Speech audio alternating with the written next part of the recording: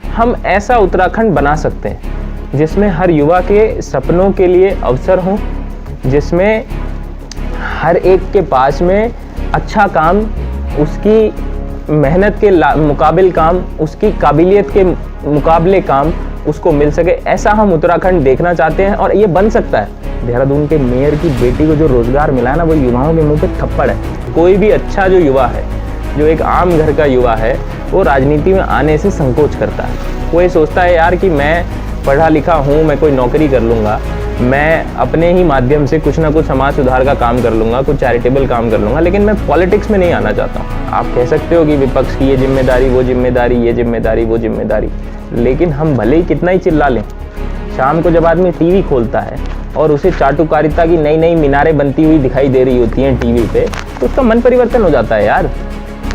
हमने सुबह आंदोलन किया बेरोजगारी के ऊपर, शाम को टीवी चैनल वाले ये नहीं दिखा रहे हैं कि मोदी जी रोजगार कब दोगे, वो ये दिखा रहे हैं कि कांग्रेस के टाइम में क्या बेरोजगारी नहीं थी। प्रदेश में ऐसे लाखों युवा हैं जो भटक रहे हैं, तड़प रहे हैं, जिनकी माताएं पागल हो गई हैं, बेचारी फ्रस्ट्रेट हो चुकी हैं कि मेरे बच्चों को रोजगार कब मिलेगा। 5-5, 6-6 साल से सरकारी नौकरी की तैयारी करते करते करते करते उनके हौसले टूटने लगे हैं। उनको ज़्यादा जरूरत है।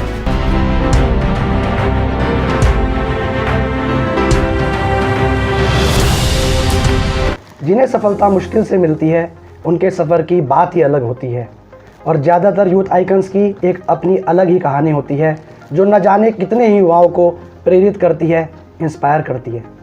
और ऐसी कहानी सृजित होती है मेहनत से, संघर्षों से और दृढ़ इरादों से। नमस्कार, स्वागत है आपका उत्तराखंड युवा कांग्रेस के खास कार्यक्रम में, जिसका नाम है यूथ का आइकन्स ऑफ उत्तराखंड। और आज हम आपको मिलाने जा रहे हैं एक ऐसी शख्सियत से जिनके बारे में जानकर आपके सफलता पाने के जोश और जुनून की आग खुद ब खुद ही जल जाएगी। तो हमारे बीच में है आज युवा कांग्रेस के राष्ट्रीय सचिव, नेशनल हेड सोशल मीडिया और जो कि चंडीगढ़ युवा कांग्रेस के भी प्रभारी हैं, श्री वैभव वालिया जी। वैभव वालिया जी, स्वागत है आपका बहुत बहुत हमारे इस शो में। Thank you, thank you. तो वैभव जी, मेरा पहला सवाल आपसे यह है कि आजकल जैसा कि हम जहाँ भी जा रहे हैं, हम देख रहे हैं कि आपके काफ़ी बड़े बड़े होर्डिंग्स लगे हुए हैं, जिसमें हम साफ तौर से देख सकते हैं कि उसमें बड़े बड़े अक्षरों में लिखा हुआ है कि वैभव एक MBA है और स्वच्छ राजनीति करना चाहता है। तो वैभव जी, मैं आपसे जानना चाहूँगा कि स्वच्छ राजनीति से आप युवाओं को किस प्रकार का मैसेज देना चाहते हैं? देखिए, मैं ऐसा मानता हूँ कि हमारे देश में जो राजनीति है वही एक माध्यम है देश को आगे लेके जाने का, प्रदेश को आगे लेके जाने का। मैंने बहुत से NGO में भी काम किया है, मैंने बहुत से समाज सेवी संस्थानों के साथ में जुड़ के काम किया है, और वो अपने सारे एक्सपीरियंस के बाद में मैंने ये रियलाइज़ किया है कि अगर आपको एक्चुअली में कुछ फ्रूटफुल कंस्ट्रक्टिव काम करना है, ज़मीन पे कुछ सुधार का काम करना है, तो एकमात्र ज़रिया अगर कोई अच्छा काम करने का है तो वो राजनीति में आना है। अब राजनीति में आने की जब भी हम बात करते हैं देश के युवाओं से, तो जो सबसे पहली बात और भावना उनके मन में आती है वो ये आती है कि यार राजनीति तो बहुत एक गंदा सा शब्द है, जिसमें जो भी आदमी उतरता है वो या तो पैसा कमाने के लिए, या दलाली करने के लिए, या एक बेइंतहा पावर को एक अपने पास में कब्जा करने के लिए, इन उद्देश्यों के साथ में उतरता है। तो इतनी ज़्यादा डिस्क्रेडिट पॉलिटिक्स को कर दिया गया है, इतना ज़्यादा गंदा शब्द एक राजनीति को बना दिया गया है कि कोई भी अच्छा जो युवा है, जो एक आम घर का युवा है, वो राजनीति में आने से संकोच करता है। वो ये सोचता है यार कि मैं पढ़ा लिखा हूँ, मैं कोई नौकरी कर लूँगा, मैं अपने ही माध्यम से कुछ ना कुछ समाज सुधार का काम कर लूँगा, कुछ चैरिटेबल काम कर लूँगा, लेकिन मैं पॉलिटिक्स में नहीं आना चाहता हूँ। मैं उन सारे युवाओं से कहना चाहता हूँ आपके माध्यम से और अपने ये पूरे कैंपेन के माध्यम से कि हमें राजनीति में आना होगा। इसके अलावा हमारे पास में कोई ज़रिया नहीं है। जब तक अच्छे लोग राजनीति में नहीं आएंगे, जब तक पढ़े लिखे शिक्षित लोग जो जेन्युइनली कुछ करना चाहते हैं, जो चोर नहीं है, ऐसे लोग जब तक राजनीति में नहीं आएंगे, तब तक राजनीति भी नहीं बदलेगी। देहरादून का वैभव ये कैंपेन का पूरा नाम है। इसमें हम क्या कह रहे हैं? इसमें हमारा उद्देश्य है कि हमें देहरादून का वैभव लौटाना है। देहरादून के वैभव से मेरा मतलब है कि जब मैं देहरादून में स्कूलिंग करता था, प्रोबेबली ग्रेजुएशन कर रहा था, जब मैंने अपनी पूरी शिक्षा दीक्षा ली, अपने दोस्तों के साथ में समय बिताया, तो हमारी नज़रों में एक सपना था। उस समय में हमने उत्तराखंड बनने की लड़ाई भी देखी और हमारा सपना था कि उत्तराखंड जो एक प्रदेश बनेगा, इससे हमारे इतने ज़्यादा महत्वाकांक्षाएं थी, हमारी इतनी एक्सपेक्टेशंस थी कि ये जो प्रदेश बनेगा, ये प्रदेश, क्योंकि हम अपने लोगों को जानते हैं, हम अपने स्टेट को जानते हैं, हमारे स्टेट में बहुत पोटेंशियल है, हमारे स्टेट में बहुत सारे रिसोर्सेज हैं, हमारे स्टेट में टैलेंट की कोई कमी नहीं है। तो हमारे सपने थे कि हमारा प्रदेश जो बन के आएगा उत्तराखंड, वो इस देश का सबसे अग्रणी राज्य बनेगा, सबसे ज़्यादा तेज़ी से डेवलपमेंट हमारे राज्य में हो सकता है, क्योंकि हमारे पास में सब कुछ है, हमारे पास में पानी है, हमारे पास में जंगल है, हमारे पास में टैलेंट है, जवानी है हमारे पास में। और इन सारी चीज़ों से ही यही चीज़ें ज़रूरी होती हैं, पैशनेट यंगस्टर्स चाहिए होते हैं आगे ले जाने के लिए स्टेट को। हमने देखा कि हमारे पास में वो सारी चीज़ें थी, तो वो जो हमारे सपनों का उत्तराखंड बनना चाहिए था, वो जो हमारे सपनों का देहरादून बनना चाहिए था, वो कहीं ना कहीं अब हमें बहुत ही दूषित सा, दूभर सा दिखाई दे रहा है, हमें वो अब दिखाई नहीं दे रहा है। तो हमारा ये कहना है कि हमें वो देहरादून का वैभव लौटाना है। एक और जो बात हम इसके माध्यम से कह रहे हैं वो ये है कि देहरादून का वैभव सिर्फ वैभव वालिया नहीं है, देहरादून का वैभव हर वो यंगस्टर है जिसको रोजगार की खोज में अपना करियर बनाने के लिए माइग्रेट करना पड़ता है, पलायन करना पड़ता है और बाहर जाना पड़ता है प्रदेश से, अपने शहरों से, क्योंकि अपने शहर में उतने अवसर उपलब्ध नहीं है, रोजगार के अवसर उपलब्ध नहीं है, अच्छी शिक्षा के अवसर हमारे यहाँ स्कूल एजुकेशन के बाद में जो यूनिवर्सिटीज़ का सिस्टम है वो और बेटर किया जाने की ज़रूरत है। तो वो सारी चीज़ों की वजह से उसे पलायन करना पड़ता है। तो हमें वो देहरादून का वैभव सिर्फ वैभव वालिया नहीं है, लेकिन हर वो युवा है जो कुछ करना चाहता था, अपने परिवार के साथ रहना चाहता था, लेकिन मजबूरन उसे अपने जीवन में कुछ अच्छा करने के लिए बाहर जाना पड़ा। तो हमें उन सबको भी वापस लेके आना है। हम ऐसा उत्तराखंड बना सकते हैं जिसमें हर युवा के सपनों के लिए अवसर हों, जिसमें हर एक के पास में अच्छा काम, उसकी मेहनत के मुकाबिल काम, उसकी काबिलियत के मुकाबले काम उसको मिल सके। ऐसा हम उत्तराखंड देखना चाहते हैं और ये बन सकता है। मैं बहुत स्ट्रांगली बिलीव करता हूँ कि ये उत्तराखंड बन सकता है, तो हमें उसके लिए काम करना है। ऐसे हम क्रांतिकारी कुछ युवाओं की एक टीम बनाना चाह रहे हैं। उनको हमने ये कॉल दिया है कि प्लीज़ आप आइए और मिल के क्लीन पॉलिटिक्स करते हैं। कोई चोरी चकारी नहीं करेंगे आपके साथ, मतलब वादा कर रहे हैं आज आपके सामने, प्रॉमिस कर रहे हैं, जीवन भर नहीं करेंगे। कोई चोरी चकारी नहीं करेंगे, कोई दलाली नहीं करेंगे, किसी के ट्रांसफ़र पोस्टिंग के पैसे कमाने का ये धंधा नहीं करेंगे, डराने धमकाने की राजनीति नहीं करेंगे, क्लीन पॉलिटिक्स करेंगे, ईमानदार लोगों की एक टीम बनाएंगे, उसके जरिए कुछ अच्छा करने का प्रयास करेंगे। सफल होंगे असफल होंगे वो भगवान बताएगा, लेकिन ईमानदार प्रयास करना चाहते हैं, उसके लिए कॉल दिया है। बहुत अच्छा रिस्पांस भी मिला है, बहुत सारे यंगस्टर्स ने मिस्ड कॉल भी मारा है और उम्मीद है कि अच्छी टीम जुड़ेगी, अच्छा कुछ कर पाएंगे।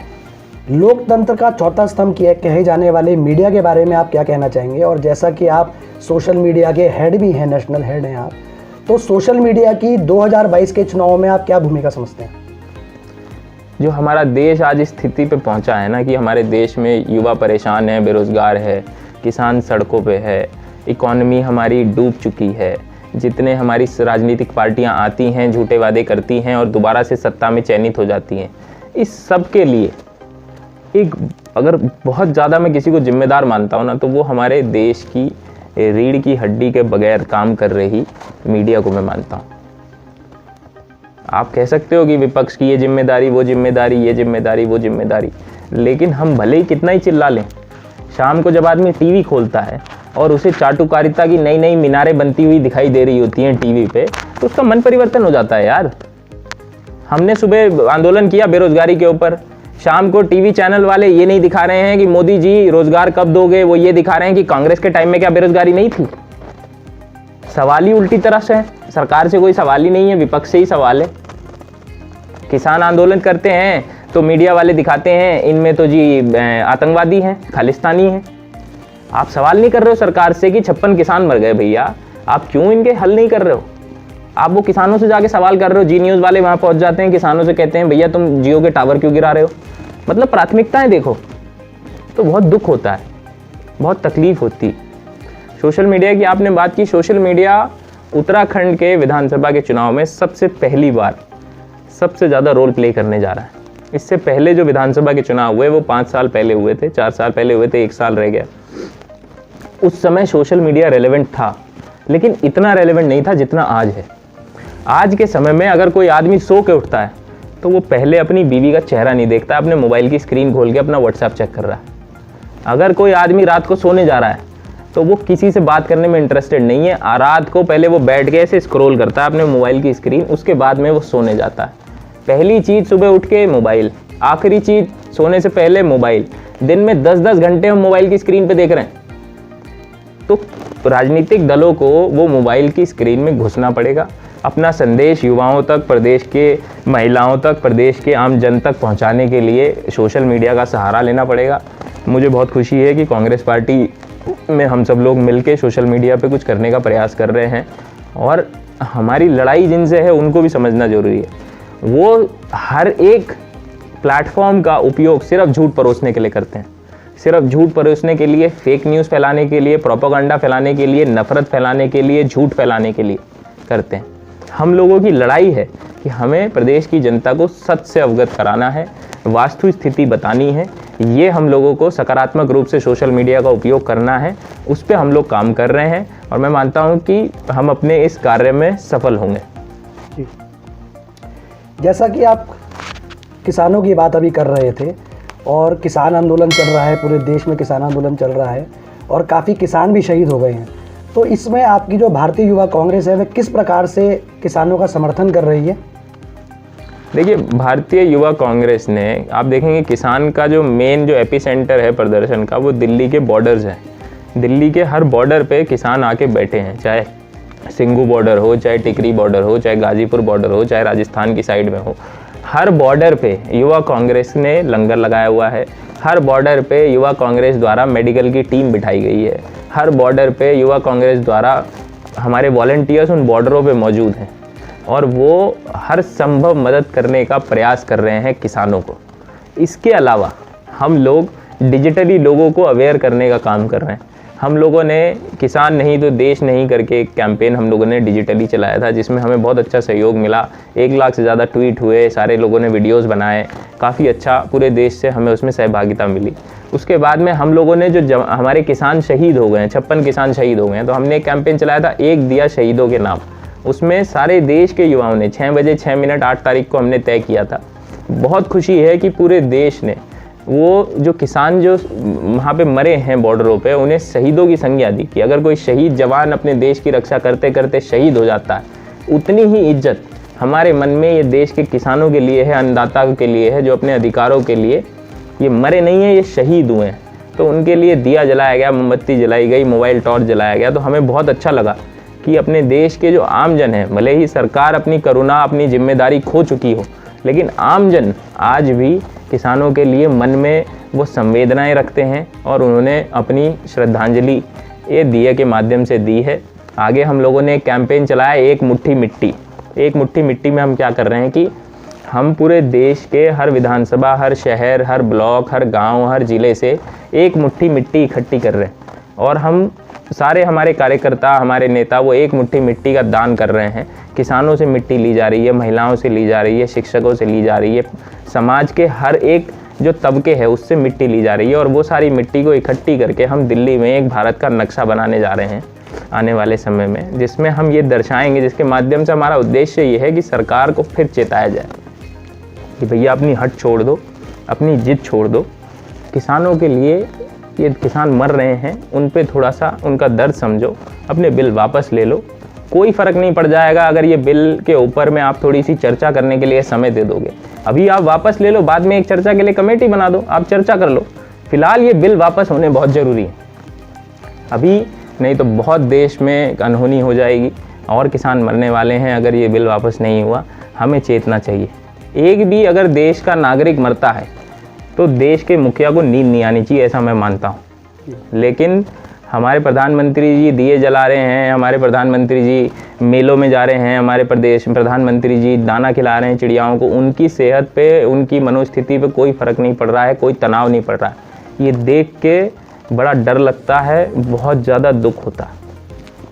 केंद्र सरकार से क्या मांग करना चाहेंगे आप? बिल वापस होने चाहिए, सिंपल है।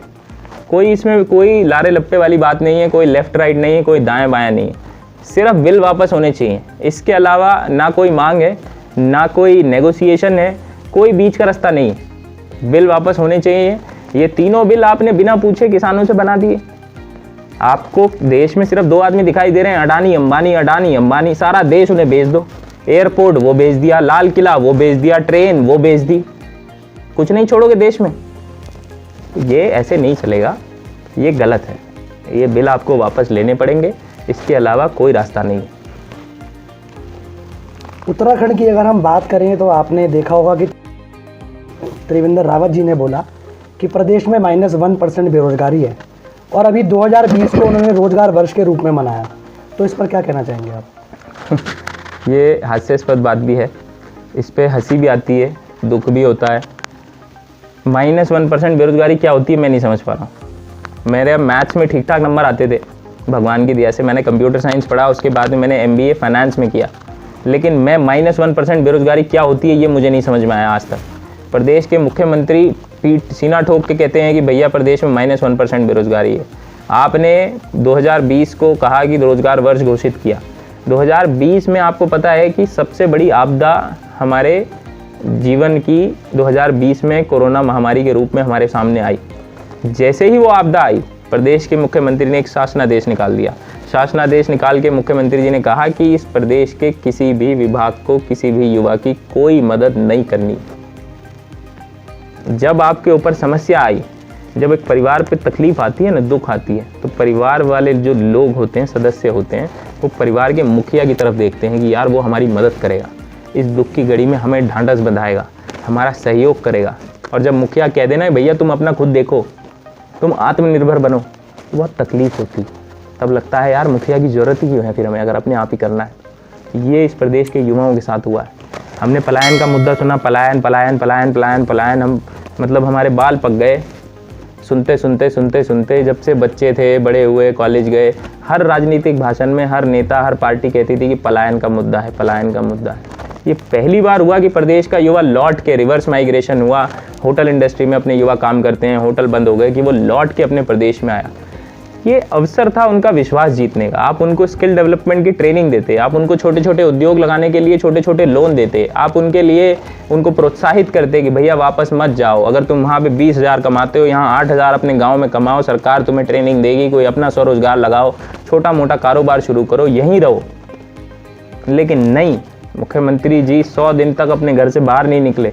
सबसे ज़्यादा कोरोना का भय अगर प्रदेश में किसी को लगा तो वो त्रिवेंद्र रावत को लगा। आपने किसी युवा की कोई मदद नहीं की। और इस महामारी के बीच में तमाचा होता ना, एक होता है कि किसी को दर्द देना, फिर जब वो रोए तो उसको थप्पड़ मारना।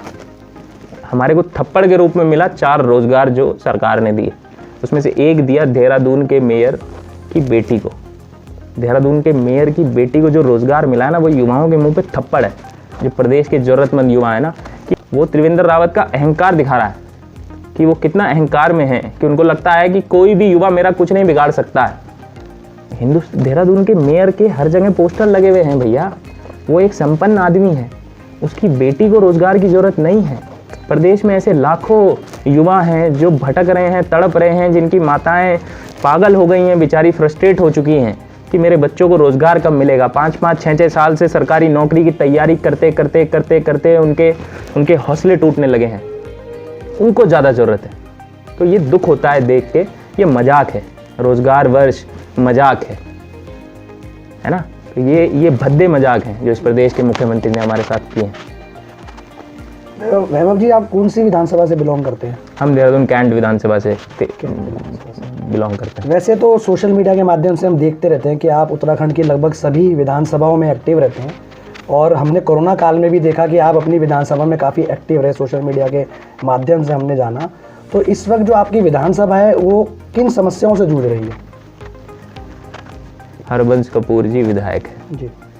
जब मैं पैदा हुआ, जब मतलब मुझे थोड़ा बहुत होश आया, तब से मैं हरबंस कपूर जी को विधायक के रूप में देख रहा हूँ।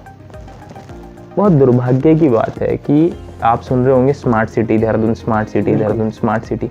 मुझे नहीं मिल रही स्मार्ट सिटी कहाँ है। देहरादून की सबसे मेन विधानसभा है देहरादून कैंट में, वहाँ पे घूमता हूँ, मैं वहाँ पे ढूंढ रहा हूँ, मेरे को स्मार्ट सिटी नहीं मिल रही कि वो स्मार्ट सिटी है कहाँ, कौन है स्मार्ट। भाई खंबे स्मार्ट हो गए, भाई पुल स्मार्ट हो गए, अस्पताल स्मार्ट हो गए, कॉलेज स्मार्ट हो गए, क्या हुआ स्मार्ट? हमें नहीं मिल रहा स्मार्ट सिटी। पानी की समस्याएं हैं, मैं पिछले 5 साल से 10 साल से सेम समस्याएं सुन रहा हूँ। पानी की समस्याएं पंडितवाड़ी में है, पानी की समस्याएं कोलागढ़ में है, पानी की समस्या प्रेमनगर में है, बिजली के दर की समस्या है, बिजली के दर बढ़े हुए हैं, वो अभी भी बढ़े हुए हैं। अतिक्रमण का मामला आया, अतिक्रमण के मामले में लोगों को इतनी तकलीफ हुई, विधायक जी कहाँ थे किसी को नहीं पता है। क्या यहाँ पे कोई एक बड़ी यूनिवर्सिटी है देहरादून कैंट में? नहीं है। क्या यहाँ पे कोई बड़ा सरकारी अस्पताल है देहरादून कैंट में? नहीं है। क्या यहाँ पे कोई बहुत उम्दा सरकारी स्कूल है जिसमें कम दरों में बच्चे पढ़ सकते हैं? सबको अपने बच्चों को प्राइवेट स्कूल में भेजना पड़ता है। तो बेसिक चीज़ें भी आपके पास में अवेलेबल नहीं है। इसके अलावा आगे हम बहुत कुछ कर सकते हैं। उन्होंने अपने जीवन के 30 साल दिए हैं, हम अपने जीवन के आने वाले 30 साल देने के लिए तैयार हैं।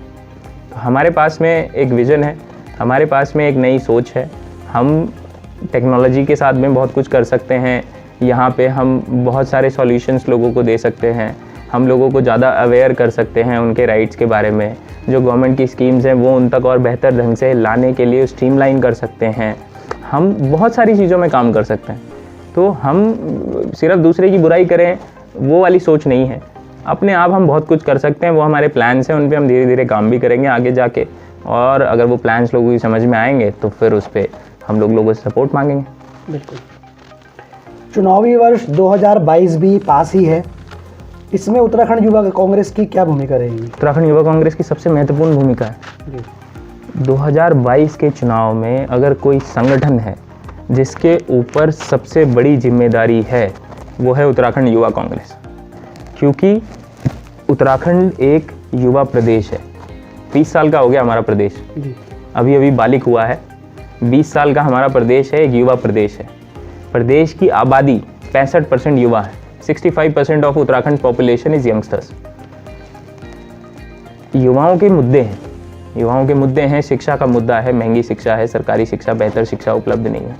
रोजगार बहुत बड़ा मुद्दा है। और रोजगार बोलने के लिए नहीं है कि बेरोजगारी बेरोजगारी बेरोजगारी बेरोजगारी, बहुत सारे मुद्दे हैं। सरकार कोई भी नौकरी निकालती है उसमें पेच फंसा देती है। 100 फॉर्म निकाले आपने कृषि अधिकारी के, जब बच्चों ने पैसे दे दिए, फॉर्म जमा करा दिए, एग्जाम अपीयर करने लगे तो वो 100 भर्तियां घटा के 25 कर दी आपने। बहुत सारे मुद्दे हैं। बेरोजगारी सबसे बड़ा मुद्दा है, उसको सबसे ज़्यादा उठाने की जिम्मेदारी, उस मुद्दे को लेके सरकार से सवाल करने की जिम्मेदारी, लोगों में जागरूकता लाने की जिम्मेदारी उत्तराखंड युवा कांग्रेस की है। तो उत्तराखंड युवा कांग्रेस का सबसे महत्वपूर्ण योगदान है प्रदेश के युवाओं को जागरूक करना है, उनके अधिकारों के बारे में उन्हें जागरूक करना है, उन्हें सही दिशा दिखानी है, उन्हें एक विज़न दिखाना है, उन्हें हताश नहीं करना है, निराश नहीं करना है। उनको ये दिखाना है कि बदलाव हो सकता है, उनको ये विश्वास दिलाना है कि बेहतर कल हमें मिल सकता है। तो वो जिम्मेदारी उत्तराखंड युवा कांग्रेस की है। मुझे लगता है कि वो जिम्मेदारी के लिए उत्तराखंड युवा कांग्रेस पूरी तरह से तैयार है और बेहतरीन तरीके से पूरी ताकत के साथ में प्रदेश के युवाओं की लड़ाई उत्तराखंड युवा कांग्रेस लड़ेगी। हमारे चैनल के माध्यम से उत्तराखंड युवा कांग्रेस के पदाधिकारी और कार्यकर्ताओं को क्या संदेश देना चाहेंगे आप? देखिए, संदेश सिंपल है, बड़ी लड़ाई है, पूरी ताकत से लड़नी है, जीतनी है। इसके अलावा हमारे पास में कोई भी रास्ता नहीं है। डू एंड डाई की सिचुएशन है। अगर उत्तराखंड, अभी जो उत्तराखंड के लिए ये जो चुनाव आ रहा है, मैं ये मानता हूँ कि ये उत्तराखंड के पूरे भविष्य के लिए, उत्तराखंड के पूरे विकास के लिए ये सबसे महत्वपूर्ण एक पड़ाव है जो ये चुनाव आने जा रहा है। और उत्तराखंड जो बन सकता है, वो जो हमारे सपनों का प्रदेश हम उत्तराखंड को देखते हैं, वो सच्चाई हो सकती है अगर ये चुनाव में हमने लोगों को जागरूक कर दिया, हमने लोगों तक सही आंकड़े पहुंचा दिए, हमने लोगों तक सही सूचनाएं पहुंचा दी। तो लोग, मुझे पूरा विश्वास है, उत्तराखंड की जनता पढ़ी लिखी विद्वान जनता है। उत्तराखंड की जनता न्याय संगत जनता है। वो न्याय करेगी, एक बदलाव लेके आएगी, कांग्रेस की सरकार आएगी और फिर से विकास जो थम गया है वो दोबारा से सही दिशा में लगेगा। और कांग्रेस भी अपने आप में नए नए बदलाव कर रही है। हमने एक नया प्रभारी लेके आए हैं, देवेंद्र यादव जी के रूप में एक युवा प्रभारी प्रदेश को मिला है, जो दिल्ली से है, जो खुद भी विधायक कई बार रहे हैं, जो स्वच्छ राजनीति करते हैं, जिसका मैं सपना देखता हूँ। तो ऐसी सोच का आदमी हमारे को लीडरशिप कर रहा है। फिर हमारे स्टेट के लीडर्स भी अच्छे हैं, तो उनके ज़रिए हमें उत्तराखंड में बदलाव लाना है, ये हमारा सपना है। हमें लगता है ये चुनाव बहुत महत्वपूर्ण होने जा रहा है और कांग्रेस की सरकार यहाँ पे बनेगी। जी वैभव जी, चलते चलते वैभव जी आपसे एक आखिरी सवाल करना चाहूँगा। तो अभी एज ए एंकर मैं यहाँ बैठा हुआ हूँ, अगर मेरी जगह त्रिवेंद्र सिंह रावत जी इस सीट पर बैठे होते तो आप कम से कम शब्दों में उनसे क्या कहना चाहते? मैं उनसे ये कहता, त्रिवेंद्र रावत जी, अभी आपके पास में 1 साल बचा है। मैं आपसे ये नहीं कह रहा हूँ कि आप प्रदेश को ऐसे बेरोज़गार रखिए ताकि बाद में हम आपके खिलाफ दुनिया भर के भाषण दे के आपके खिलाफ माहौल बना के हम चुनाव जीत जाएं। मुझे चुनाव लड़ने या जीतने का बहुत ज़्यादा शौक़ नहीं है। आप इस प्रदेश के युवाओं को नौकरी दे दीजिए, उसके बाद में आप चुनाव में जाइए, आप इस प्रदेश के हर युवा की नौकरी का इंतज़ाम कर दीजिए। मैं आपके लिए प्रचार करूँगा। अभी 1 साल है, समय है, अब भी दे दीजिए, मैं उसके लिए तैयार हूँ। और अगर त्रिवेंद्र रावत जी बढ़िया रोज़गार दे देते हैं, सब कुछ कर देते हैं, मैं कह रहा हूँ मैं उनके लिए प्रचार करूँगा, लेकिन नहीं करेंगे, ये भी मैं बता देता हूँ। अगर अभी सामने बैठे होते तो उठ के चले जाते, आप तो फिर भी बैठे हो, तो नहीं करेंगे। ये लोग कुछ करने वाले नहीं है। इस पूरे देश में अगर सबसे मक्कार मुख्यमंत्री कोई है तो हमारे उत्तराखंड का दुर्भाग्य है कि उत्तराखंड का है। सबसे मक्कार, सबसे बेकार, सबसे खटारा मुख्यमंत्री उत्तराखंड का मुख्यमंत्री त्रिवेंद्र रावत जी। किसी से पूछ लो, मेरे से मत पूछो, यहाँ बैठ के मेरे घर से मत पूछो, किसी से पूछ लो सड़क चलते से मुख्यमंत्री जी कैसे हैं। अरे यार, वो कोई मुख्यमंत्री है? रात को कुछ बोलते हैं, सुबह बदल जाते हैं। अगर त्रिवेंद्र सिंह जी आपको सुनेंगे तो ज़रूर 2 मिनट सोचने के लिए मजबूर जरूर होंगे कि आपने क्या बोल दिया उनके लिए। जी वैभव जी, धन्यवाद आपका बहुत बहुत हमारे शो में आने के लिए। It was a pleasure talking to you. Thank you. तो हमारे साथ थे, अभी आपने देखा youth icon of Uttarakhand Shri Vaibhav Walia ji, जिनके बारे में आपने जाना और आपने देखा कि किस प्रकार वे अपनी बातों से युवाओं को प्रेरित कर रहे हैं। जल्दी आपको मिलूंगा एक नए यूथ आइकन के साथ। नमस्कार, धन्यवाद।